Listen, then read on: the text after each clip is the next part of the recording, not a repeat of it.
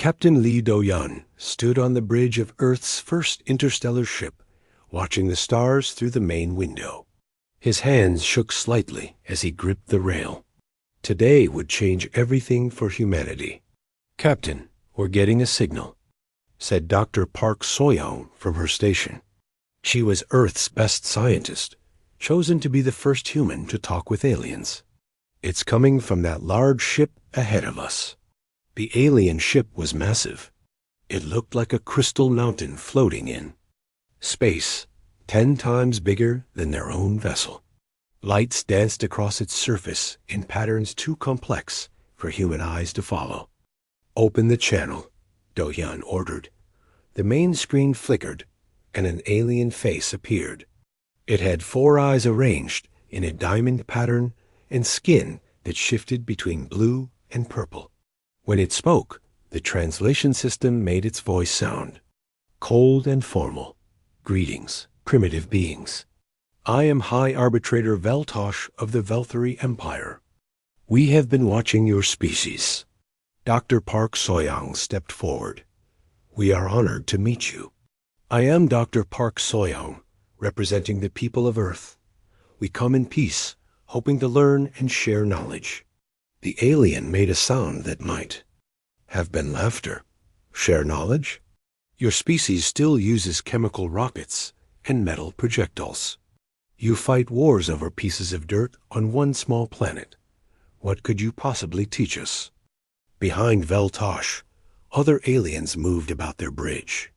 Some looked like walking trees with too many arms. Others were covered in what looked like metal scales. They all seemed to be ignoring the humans completely. "We may not have your technology," So-young said carefully, "but we have art, music, literature, and philosophy. We have different ways of seeing the universe. Emotional noise," Veltosh dismissed. "Primitive self-reflection. These things are useless in an advanced galaxy." Commander Kim Tai-ho, head of Earth's Space Defense Force, moved closer to the screen. His military uniform was simple compared to the flowing robes of the aliens. "What do you want from us?" "We offer you a gift," Veltosh said. "Join the Galactic Confederation as a worker class. You will mine asteroids, clean our ships, and maintain our equipment. In return, we will give you basic technology and protect you from destroying yourselves." The bridge fell silent. Do-yun felt his chest tighten. "You want us to be your servants. We want to help you find your place in the galaxy. Look at yourselves. You cannot even leave your own solar system without our help. Accept our generous offer." Dr. Park So-young took a deep breath.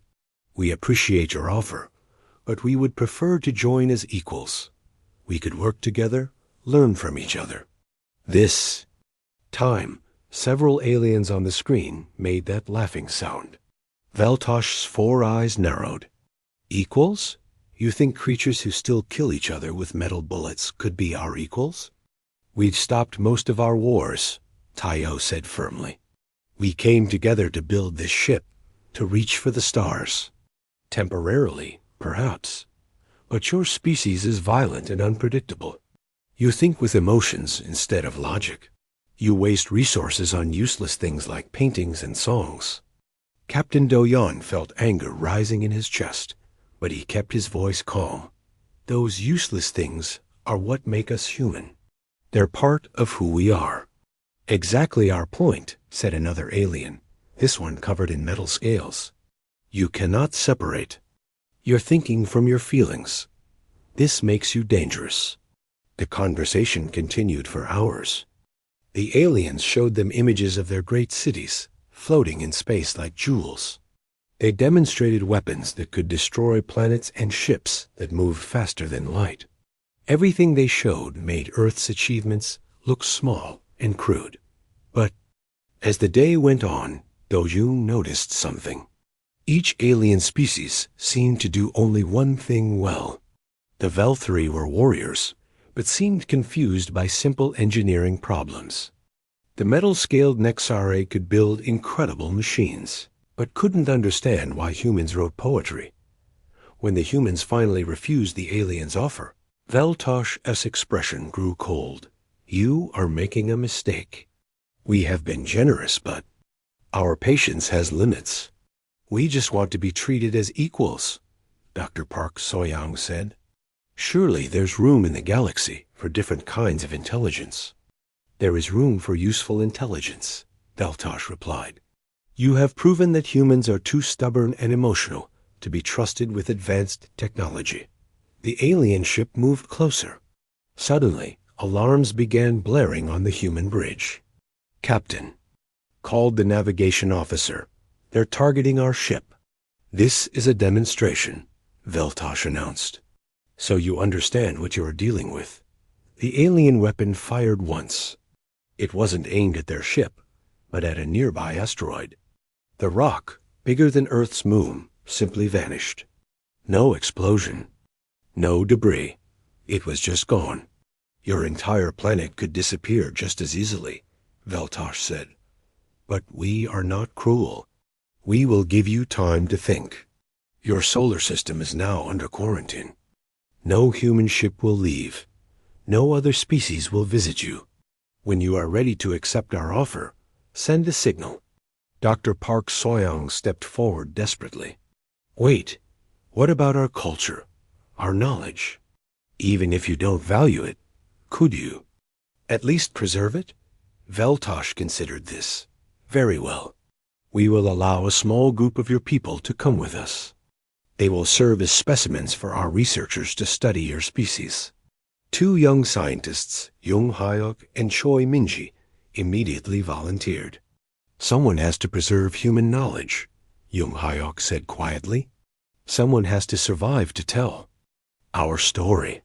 As the alien ship prepared to leave with the volunteers, Veltosh delivered his final message. Your species will exhaust its resources fighting each other within a few centuries. When you are desperate enough, you will beg for our protection. We will be waiting. The alien ship vanished in a flash of light, taking Jung Hyuk, Choi Minji, and a dozen other human volunteers with it. Captain Do-yeon stared at the empty space where the massive ship had been. Around Earth's solar system, invisible barriers now blocked the path to the stars.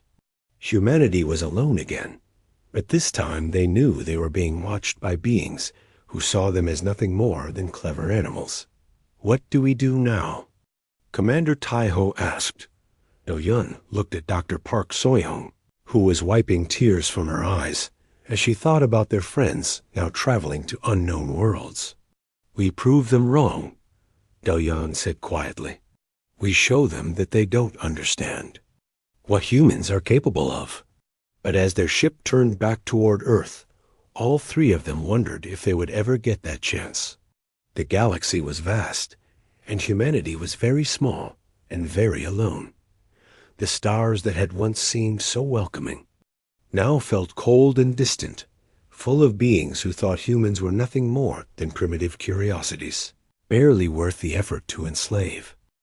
300 years had passed since the quarantine began. Han Ji-hoon wiped grease from his hands as he finished repairing another Nexari mining machine. The metal-scaled aliens watched him work with their large, unblinking eyes. Impressive. Clicked Supervisor Nextar through his translation device. You fixed it using parts from 3 different systems. Our engineers said that was impossible. Ji-hoon shrugged. He had learned long ago not to seem too smart around his alien employers. I just tried different things until something worked. Typical human randomness, Nextar replied, but Ji-hoon could hear approval in his mechanical voice. Clean up and report to Bay 7. Another machine is broken. As Ji-hoon walked through the space station's corridors, he passed other humans. A woman named Park Yoonbi was teaching young Nexari how to paint. The aliens couldn't understand why anyone would put colors on a surface for no practical reason, but they were fascinated by the results. In the recreation area, an old human named Yoon Suli sat surrounded by aliens from 6 different species. He was telling them a story about ancient Earth, and they listened with the same attention they gave to technical manuals. Humans had spread across the galaxy, but not as conquerors or even as citizens. They were curiosities, servants, and sometimes teachers. Each human community was small, never more than a few thousand people scattered across dozens of worlds, but they were not forgotten by each other. That night, Ji-hoon returned to his small quarters and activated his hidden communicator. It looked like a simple music player, but it could send messages across the galaxy using frequencies the aliens didn't monitor. "This is station Kepler 442, he whispered. "Reporting weekly status." "Confirmed, Kepler 442, the voice belonged to. "Beak Wanshik, a human trader who moved between star systems. All communities are secure. Any new observations?" Ji-hoon thought about his day. The Nexari still can't adapt when their standard procedures fail. They build perfect machines, but when something unexpected happens, they panic. They always call for human maintenance crews.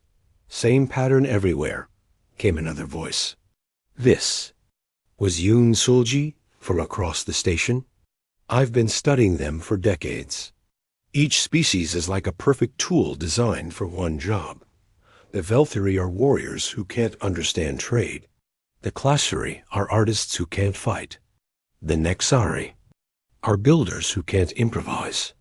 "What about the humans on Earth?" asked a new voice.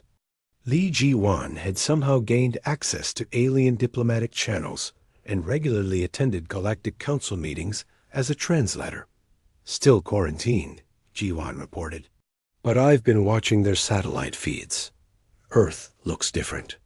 The aliens think humans are still fighting each other with primitive weapons, but I'm not so sure." Ji-hoon leaned closer to his communicator. "What do you mean?" "The energy readings don't match what the aliens expect. There are structures that look like cities, but they pulse with power signatures I've never seen before. And they're primitive. Spacecraft are moving in ways that shouldn't be possible with chemical rockets." Beak Wanshik's voice crackled through the static. "I've been trading with alien merchants for 50 years. Recently, they've been asking strange questions about human psychology and creativity. They want to understand how we think differently. They're starting to notice our value," Sulji observed. "Not as servants, but as problem solvers." This was true. Over 3 centuries, humans had become the galaxy's unofficial fixers. When alien technology failed in unexpected ways, humans were called in. When different species couldn't communicate, humans served as translators. When complex problems needed creative solutions, humans found ways that no single species team could imagine. The aliens didn't see this as intelligence. They saw it as useful randomness. "There's something else," Ji-hoon said quietly. "I've been secretly studying their technology. It's impressive, but it has weaknesses. Everything is too specialized. Their computers can't handle tasks they weren't specifically designed for. Their weapons are powerful, but can't adapt to new threats." "I've noticed that too," said another voice. This was Kim Dae-young, who worked as a strategic advisor to a Velthiri. "War chief, their military tactics never change. They've been fighting the same way for thousands of years, because it always worked before." The conversation continued for hours, with humans from across the galaxy sharing observations. Slowly, a picture emerged. The alien civilizations were incredibly advanced, but they had become trapped by their own perfection. They had optimized themselves for specific roles and lost the ability to grow beyond them. Humans, who the aliens saw as chaotic and primitive, were actually the only species in the galaxy capable of true adaptation. "I have a message from the home system," Ji-won said near the end of their call. It came through diplomatic channels, hidden in a trade agreement. Everyone went silent. Messages from Earth were rare and dangerous. "Earth sends greetings to all scattered children," Ji-won read carefully. "The garden grows strong in the greenhouse. Seeds planted in distant soil take root and learn the local weather. When the seasons change, the gardeners will call for harvest time. Ji-hoon felt his heart beat faster. It sounded like simple poetry, but he understood the hidden meaning. Earth had not been idle during the quarantine. They were growing stronger, learning about the galaxy through the scattered human communities. And someday, they would be ready to act. How long? Asked Sulji.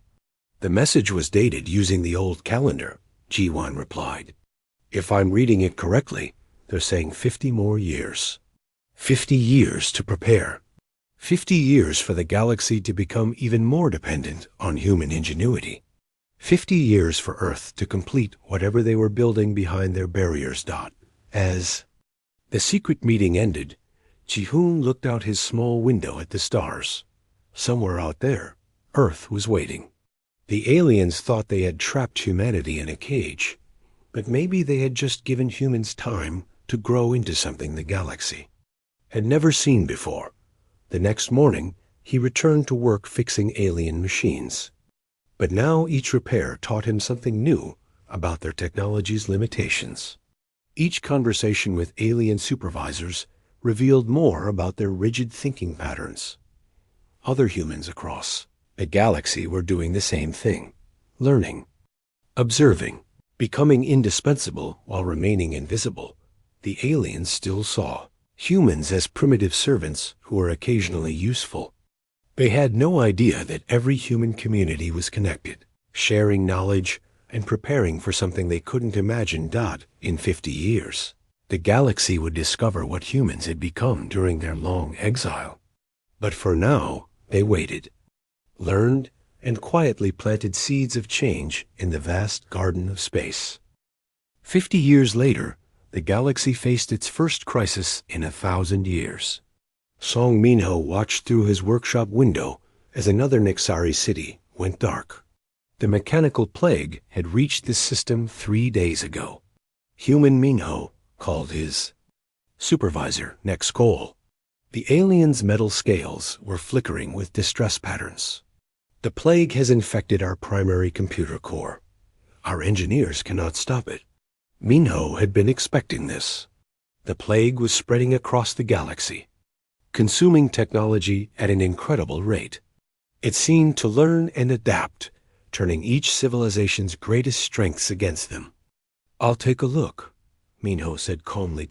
As he walked through the dying city, he passed crowds of panicking aliens. The Nexari had built their entire civilization around their perfect machines. Without them, they were helpless as children. The computer core was a massive crystal structure at the city's center. Normally, it pulsed with blue light, but now red veins spread across its surface like an infection. Minho studied the problem while Nexari engineers watched helplessly. He had seen this plague before on other worlds. It attacked technology by using the aliens' own rigid thinking against them. Each species tried to fight it using their specialized knowledge, but that only made it stronger. The plague learns from your defensive systems, Minho explained to Nexcol. Every time you use pure Nexari logic to fight it, it adapts and becomes more resistant. Then how do we stop it? Nexcol clicked desperately. We don't fight it with logic, Minho said. We confuse it. He began connecting systems that no Nexari engineer would ever think to combine. He linked their computer core to their water recycling system, their defense grid to their art projection displays, their power generators to their music synthesizers. This is chaos, Nexcol protested. These systems are not designed to work together. Exactly, Minho smiled. The plague can't adapt to chaos because it's trying to find patterns that don't exist. As the strange connections activated, something wonderful happened. The red veins on the computer core began to fade. The plague, faced with a system that made no logical sense, started to retreat. Within hours, the city's lights returned. Word spread quickly through the galaxy's communication networks. A human had found a way to fight the plague. Similar scenes played out on dozens of worlds. Lee Ji-won, now serving as an advisor to the Galactic Council, coordinated the human response. Wherever the plague struck, humans stepped forward with solutions that made no sense to alien logic, but somehow worked. On Velthari worlds, Kim De-yong taught warriors to fight the plague by combining their weapons with artistic expression. The plague couldn't adapt to attacks that were simultaneously violent and beautiful. In Classeri space, human artists showed the gentle aliens how to weaponize their creativity, turning their sculptures into defensive systems that the plague couldn't understand. How do they do it? High Arbitrator Vel Tosh asked during an emergency council session. Our greatest minds are helpless, but these primitive humans solve problems we cannot even comprehend.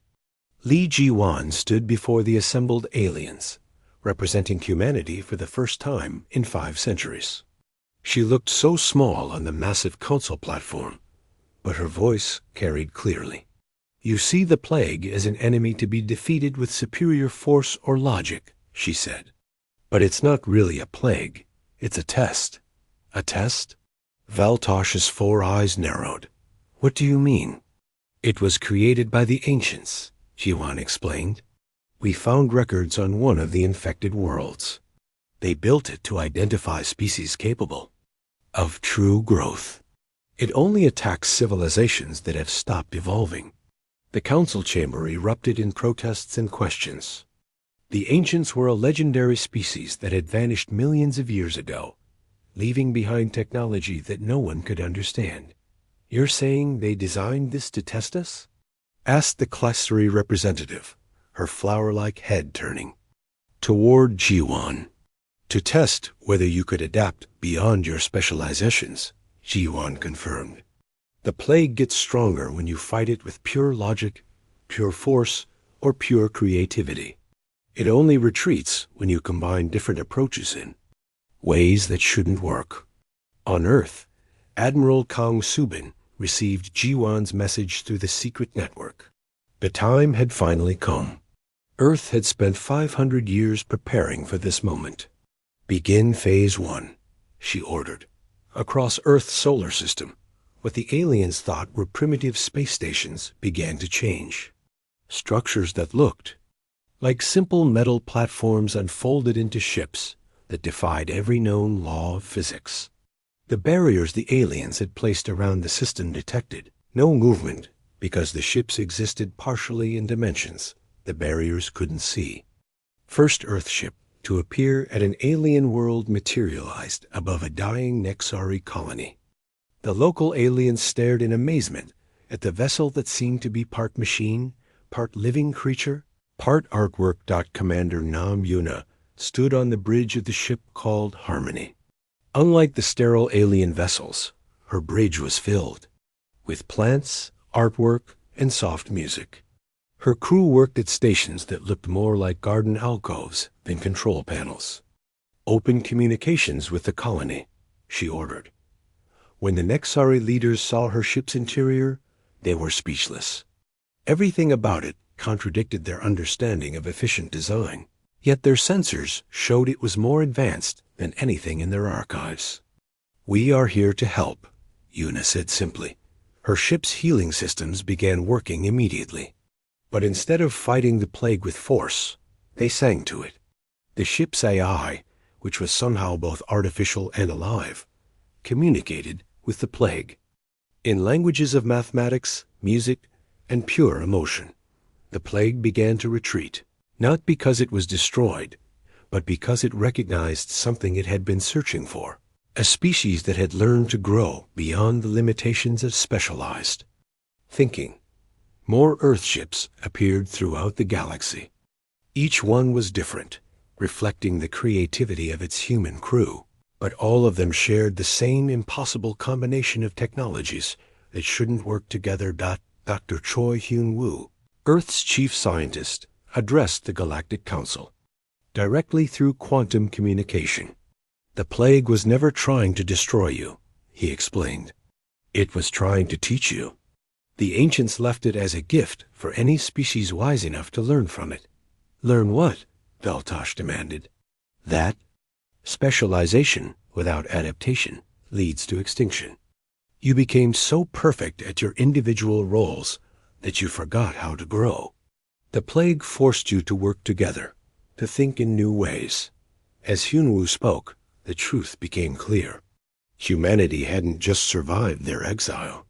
They had used it to become something unprecedented in galactic history, a species that could integrate all forms of knowledge and existence. The aliens had thought they were advanced because they had perfected individual abilities. But humans had learned to perfect the art of combination itself. The plague will continue to test the galaxy, Hyunwoo continued. But now you know the secret. True advancement comes not from perfect specialization, but from perfect adaptation. The crisis was ending, but the galaxy would never be the same. The species that had once dismissed humans as primitive now looked to them for guidance that the quiet revolution had begun. Humanity had returned not as conquerors, but as teachers of a wisdom that could transform everything. The mechanical plague had evolved. What started as a test was now becoming something more dangerous. Entire star systems went dark as the ancient program adapted beyond its original purpose. Park Jung-won stood before the emergency session of the Galactic Council. As Earth's first official ambassador in 500 years, he carried the weight of humanity's return on his shoulders. Honored representatives, he began, his voice calm despite the chaos outside. The situation has changed. The plague is no longer just testing your ability to adapt. It's preparing for something bigger.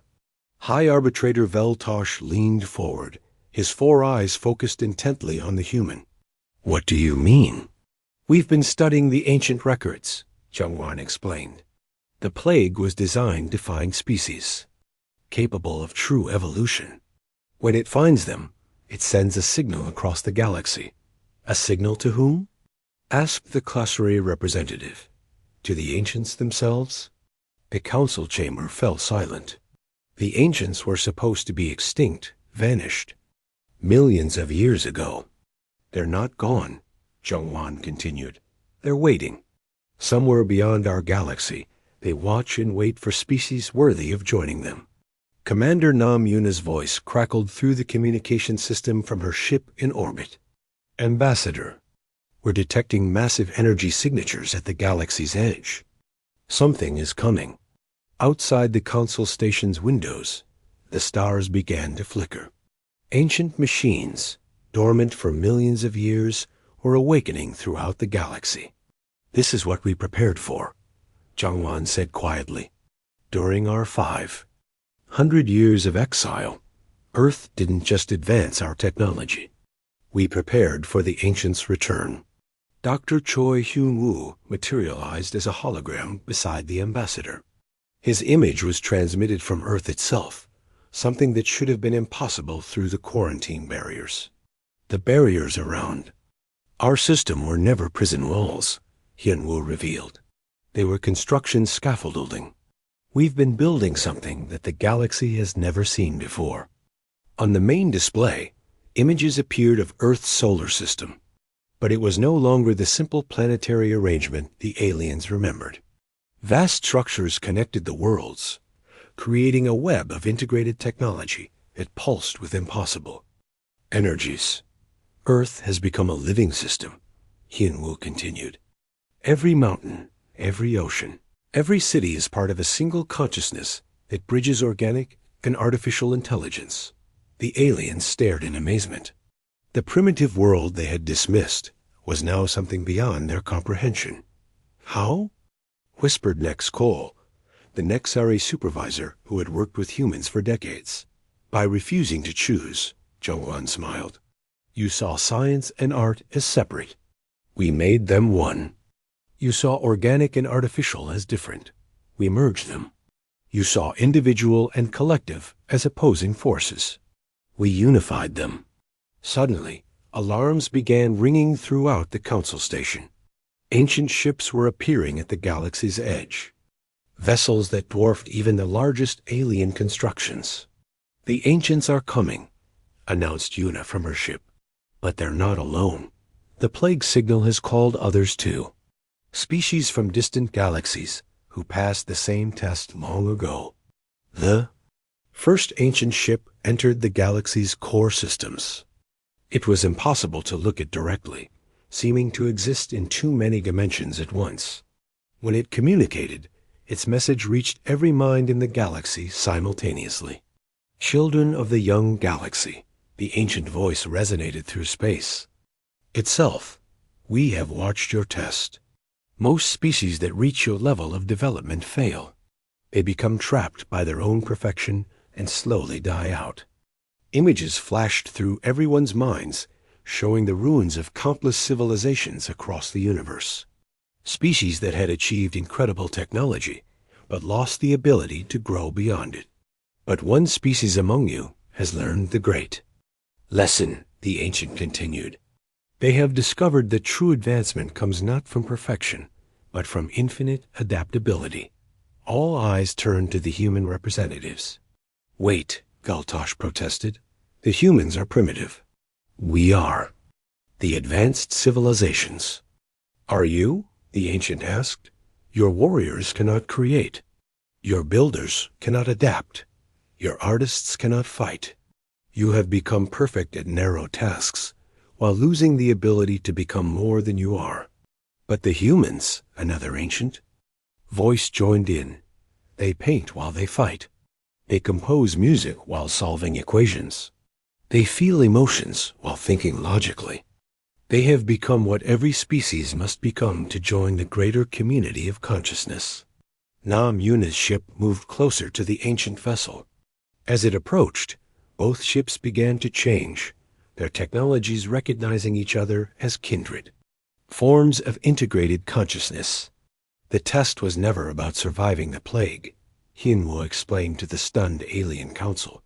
It was about learning to think beyond the boundaries of specialization, to become more than the sum of your parts. The ancient ship began projecting images of other galaxies where this transformation had already occurred.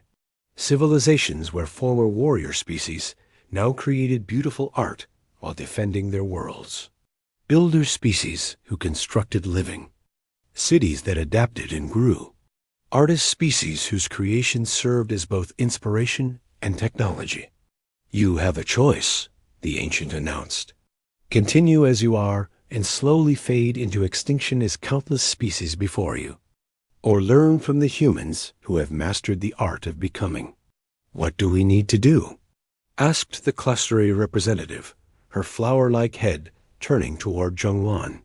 Stop thinking of yourselves as just warriors, or just builders, or just artists. He replied, start thinking of yourselves as conscious beings capable of infinite growth. Over the following weeks, something unprecedented happened. The rigid species of the galaxy began to change. Velthari warriors attended human art classes while continuing their military training. Nexari engineers learned to paint while designing new machines. Klagsaray artists studied combat techniques while creating their sculptures. It was messy and chaotic at first, but slowly something beautiful emerged.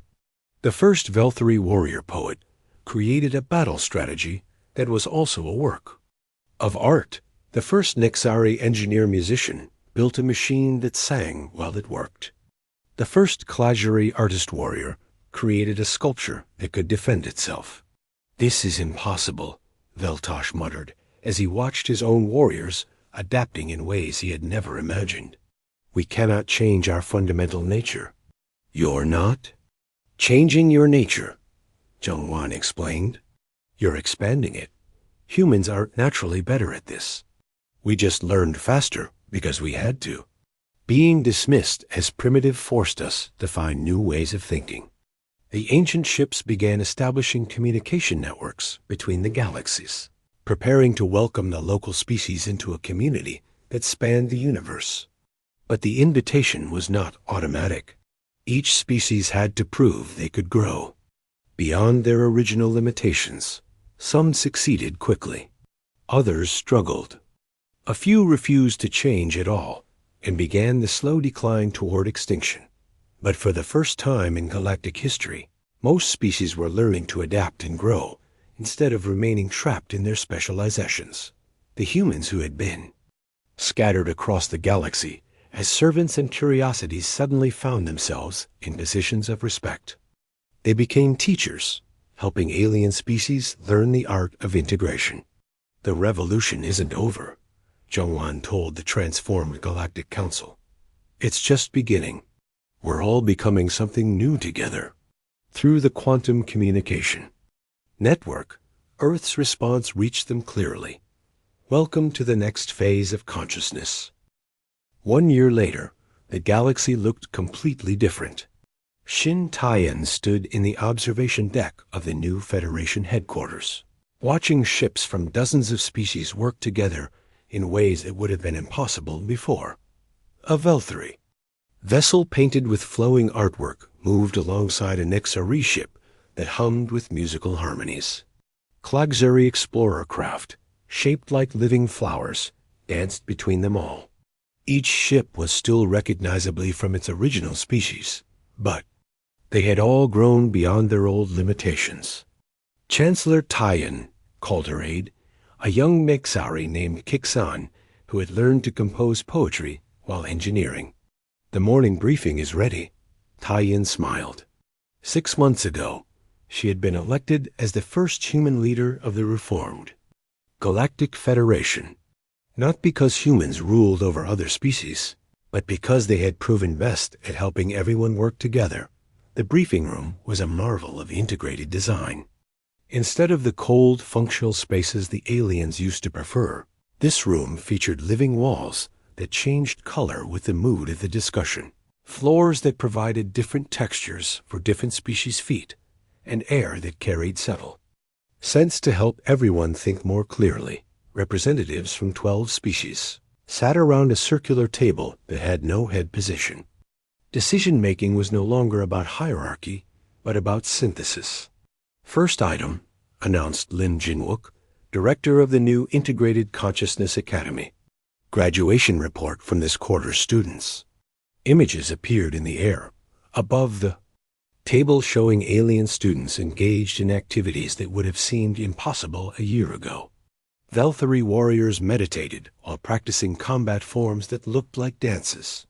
Nexari engineers built machines while singing songs that helped them think creatively. Klaxuri artists created sculptures that could solve mathematical problems. Success rate is 93%, Jinwook reported. Most species are adapting to multidimensional thinking faster than we expected. What about the 7% who aren't adapting? Asked Veltosh. The former High Arbitrator had volunteered to attend the academy himself and was now studying human philosophy alongside his military duties. They're not failing, Jinwook explained. They're just taking longer. Some individuals need more time to break free from old thought patterns. We're developing personalized programs for them. Taiyan nodded approvingly. The new Federation didn't leave anyone behind. The goal wasn't to make everyone identical, but to help each being discover their fullest potential. Next item, called Captain Hong Sumin from her ship Beyond the Galaxies. Edge.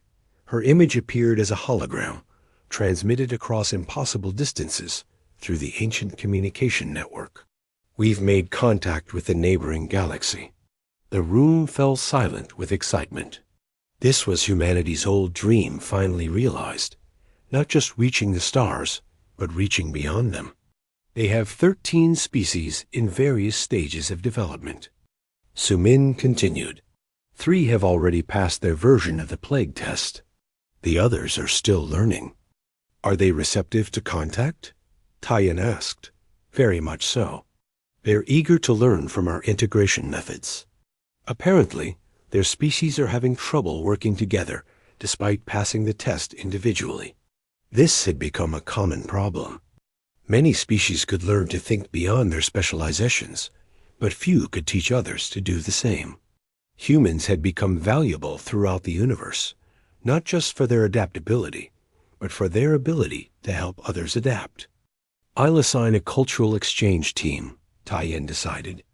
equal representation from all our member species. The meeting continued with reports from across the galaxy. Former enemy species were now collaborating on projects that none could have imagined alone. The Velthari-Nexari Joint Defense, fleet-protected systems with ships that were both incredibly powerful and stunningly beautiful. Clashary human research stations created art that advanced science and science that inspired art. But the most important changes were happening on individual worlds. On New Velthari, warrior children learned mathematics by creating battle formations that were also geometric art. On Nexari Prime, engineer students built machines that expressed emotions through their movements. On Claxary Gardens, artist youth created sculptures that solved practical problems for their communities. After the briefing, Taiyan walked through the station's educational district. Here, children from different species played together in ways their parents could never have imagined. A group of young Velthari, Nexari, and Clashary were working on a puzzle that required them to think like warriors, engineers, and artists simultaneously. They argued and laughed as they tried different approaches, their young minds easily adapting to multidimensional thinking. "Look, Chancellor," called a small Nexari child named Pixara. "We made a building that fights and sings and looks pretty." Their creation was indeed remarkable, a structure that could defend itself while producing beautiful music and serving. As a work of art, it shouldn't have been possible according to old thinking. But these children saw no reason why something couldn't be all three things at once. "That's wonderful," Taiyan said, kneeling down to their level. "How did you decide what it should do?" "We didn't decide," replied a young Velthari named Taruk. "We just asked what would make everyone happy, and what would work really well," added a Claxary child whose name translated to Bright Petal. This was the future. Children who didn't see barriers between different ways of thinking. Adults who could be warriors and poets, engineers and musicians, artists and scientists all at the same time. Taiyan's communication device chimed softly. It was a message from Earth. "Chancellor," came the voice of Dr. Park Yunai, now Earth's Director of Galactic Relations. "We have news from the deep space exploration teams. Good news, I hope. The best. We've discovered 7 more galaxies where species are going through their own versions of the plague test. The ancients want to establish a permanent teaching network." Taiyan felt her heart race with excitement. The revolution that started with humanity's exile was spreading across the universe. What do they need from us? Teachers. Beings who understand how to help others grow beyond their limitations. They're asking for volunteers from all our member species. Within hours, applications poured in. Velthari warrior philosophers wanted to help distant species learn to fight with honor and creativity. Nexari engineer artists offered to teach others how to build with both function and beauty. Claxary artist warriors volunteered to show how creativity could be a form of strength. And humans, who had learned all these lessons through necessity and exile, prepared to share their greatest discovery, that consciousness itself was the ultimate. Technology. The next morning, Taiyan stood in the same observation deck where she had started the day.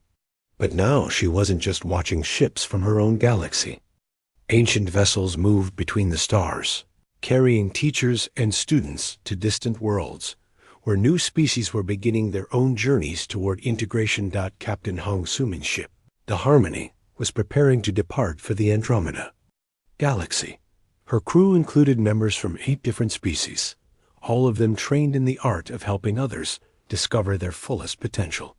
"Safe travels," Taiyan transmitted to the ship. "Thank you, Chancellor," Sumin replied. "We'll send regular reports. The universe is bigger than we ever imagined, and it's full of beings ready to grow." As the Harmony vanished into quantum space, Taiyan reflected on the incredible journey that had brought them here.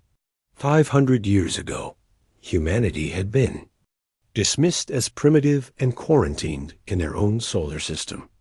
The aliens had thought they were protecting the galaxy from chaotic, emotional creatures who couldn't think properly. They had been completely wrong.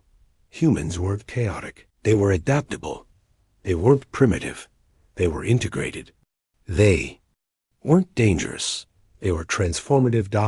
And now the entire universe was learning what humans had discovered during their long exile, that the highest form of intelligence wasn't perfect specialization, but perfect adaptation. Not the ability to do one thing flawlessly, but the ability to grow into whatever the situation required. The galaxy no longer worshipped humans as superior beings. Instead, it had learned to worship the human way of thinking, infinite, creative, and eternally curious about what lay beyond the next star. In schools across 1,000 worlds, children learned not just facts and skills, but how to combine them in ways no one had thought possible. In laboratories and workshops, researchers created technologies that were simultaneously scientific instruments, works of art, and expressions of philosophical truth. In the vast spaces between galaxies, ancient ships carried this new form of consciousness to civilizations that had been waiting millions of years for someone to show them how to break free from the limitations of specialized thinking. The revolution was complete, but the evolution would never end. That was the most human thing of all, the understanding that growth itself was the destination, not any particular achievement. As Tyan watched the stars, she knew that somewhere out there, new species were taking their first steps toward becoming more than they had ever imagined possible. And humans, once dismissed as primitive, would be there to guide them on the journey toward infinite possibility.